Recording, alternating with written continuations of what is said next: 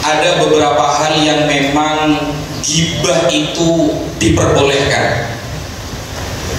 Kapan gosip itu diperbolehkan? Ada beberapa hal.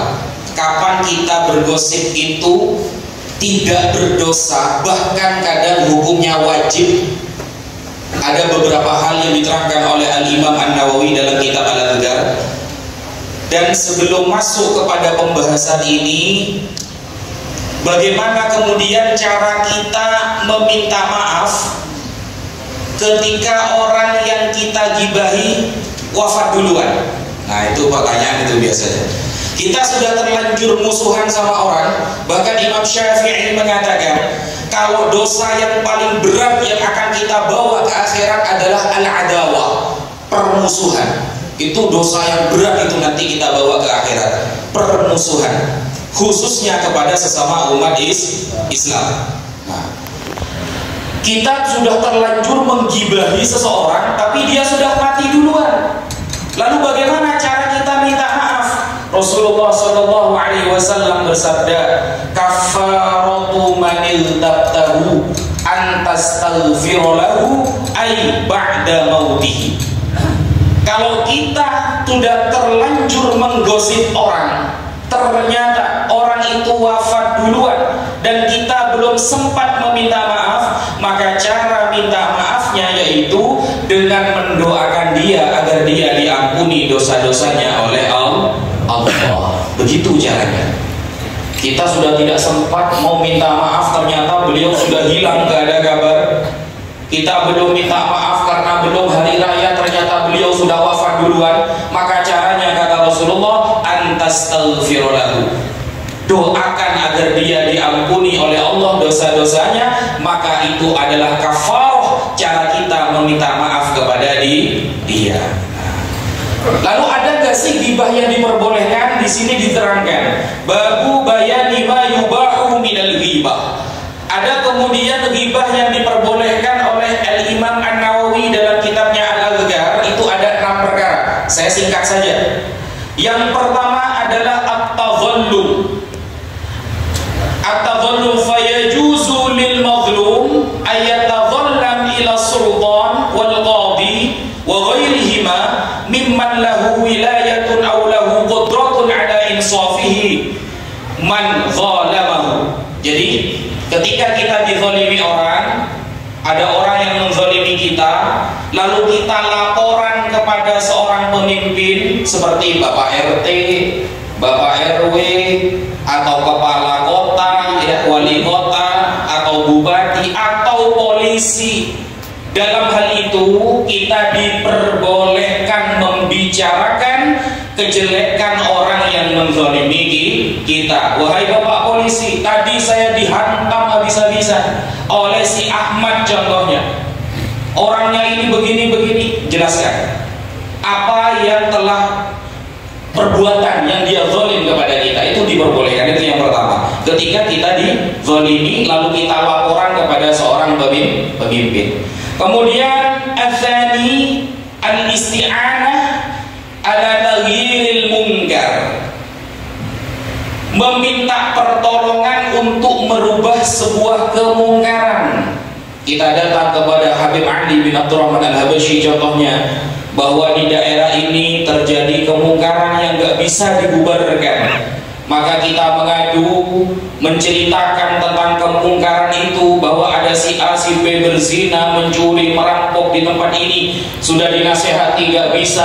Itu kita boleh menceritakan itu untuk ada taghyiril munkar, untuk merubah kemungkaran menjadi perkara yang baik. Nomor 2. Nomor 3, kapan kita diperbolehkan menggosip? Yang ketiga, al-istifta, meminta fatwa kepada ulama, kepada para habaib, kepada para asatid, atau kepada para ulama. Ketika meminta fatwa kita boleh bi ayyaqula lil mufti zalamani abi aw akhi aw fulanun bikadza fa hal lahu dzalika am la. Nah, kita datang kepada seorang ustaz, seorang habib, saya di rumah itu resah dan gelisah karena ayah saya ini sering menzalimi saya.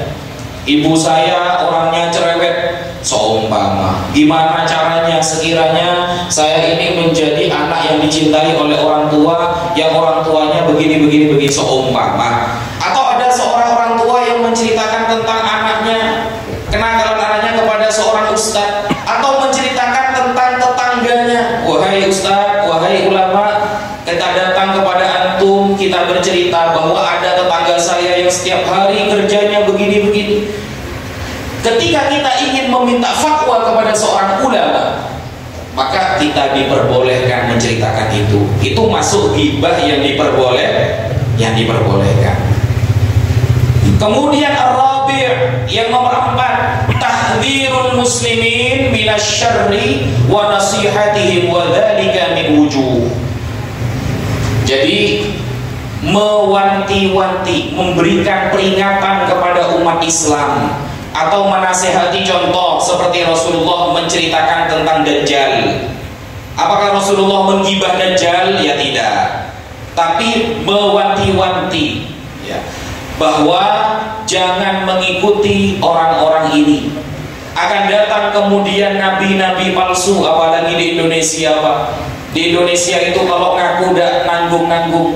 Kemarin Idul Fitri ada yang langsung nelpon Allah tanpa ru'yatul hilal. Keren kan?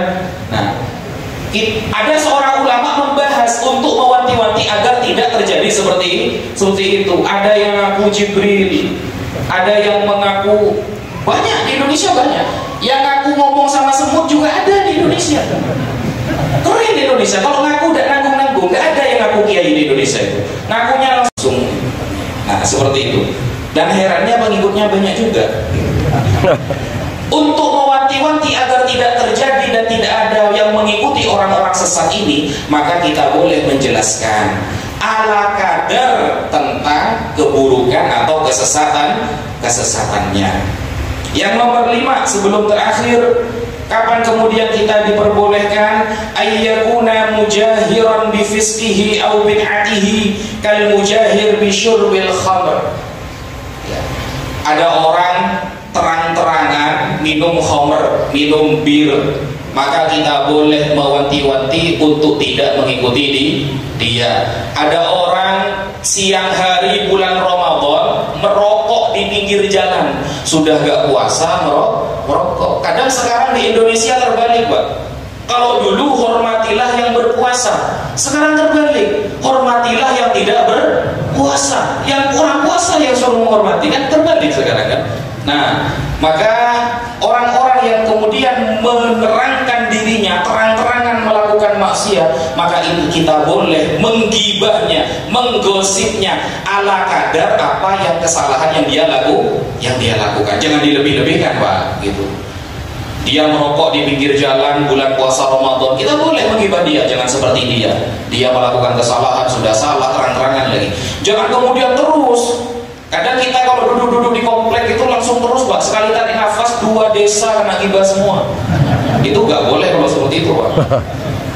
Nah, itu ya, yang nomor 5 ya. Kalau ada orang yang terang-terangan melakukan kemaksiatan, kita boleh mewanti-wanti agar tidak mengikuti kejelekannya. Yang terakhir, as-sadis at-ta'rif, mendefinisikan juga. Fa idza kana al-insan ma'rufan bi laqabika al-a'mash wal a'raj wal asam wal a'ma wal ahwal wa ghairi dzalik. Jadi contoh, saya mau bertemu dengan orang yang bernama Abdullah. Abdullah di desa itu ada 2, ada yang hitam, ada yang putih, Pak.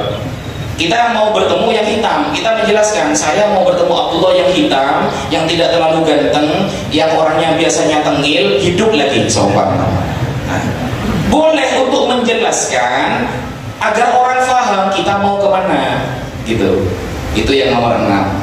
Nah, jadi dari 6 perkara tadi, Al-Imam An-Nawawi dalam kitab Al-Adhkar menerangkan boleh. Dan cara meminta maaf ketika kita menggibah seseorang dan dia telah wafat duluan, kata Rasulullah, doakan agar dia diampuni dari dosanya. Mungkin sekian yang bisa Al-Fakir sampaikan sedikit, semoga ada manfaatnya. Wassalamualaikum warahmatullahi wabarakatuh.